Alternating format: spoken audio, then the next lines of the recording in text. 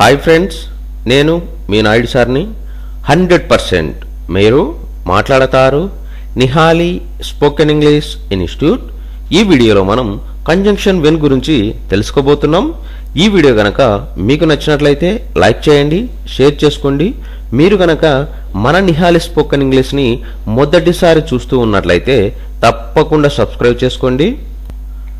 When when అంటే ఎప్పుడు అని అర్థం.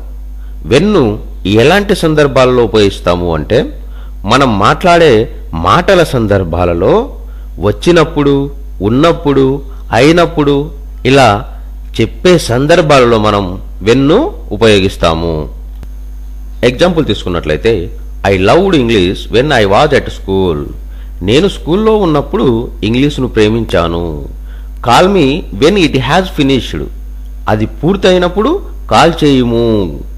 When she pressed the button the lift stopped.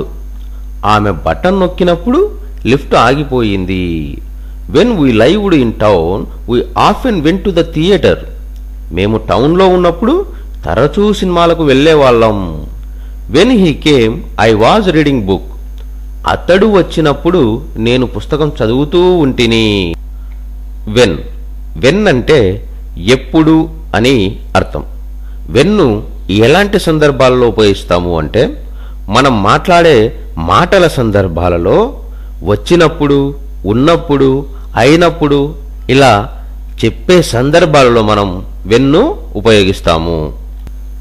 Example తీసుకున్నట్లయితే I loved English when I was at school. నేను స్కూల్లో ఉన్నప్పుడు ఇంగ్లీష్ను ప్రేమించాను. Call me when it has finished. అది పూర్తయినప్పుడు కాల్ చేయుము. When she pressed the button the lift stopped. ఆమె బటన్ నొక్కినప్పుడు లిఫ్ట్ ఆగిపోయింది. When we lived in town we often went to the theatre. మేము టౌన్లో ఉన్నప్పుడు తరచూ సినిమాలకు వెళ్ళేవాళ్ళం. When he came I was reading book. అతడు వచ్చినప్పుడు నేను పుస్తకం చదువుతూ ఉంటిని.